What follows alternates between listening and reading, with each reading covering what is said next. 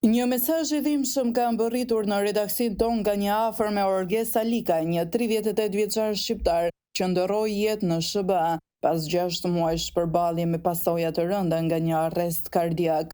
Orgesi, i cili la pas një vajzë 13 vjeçare, luftoi me guxim për jetën e tij, por më 2 qershor 2025 ai u nda nga jeta, larg familjes dhe vendit të tij. Familja e tij përjeton një dhimbje të dyfisht, humbjen e të birit dhe pamundësinë ekonomike për ta sjellë trupin e tij në Shqipëri. Jati i Orgesit është i paralizuar, ndërsa ema është e sëmurë dhe ata nuk kanë mundësi të mbulojnë shpenzimet për ta varrosur të birin me dinjitet në tokën shqiptare.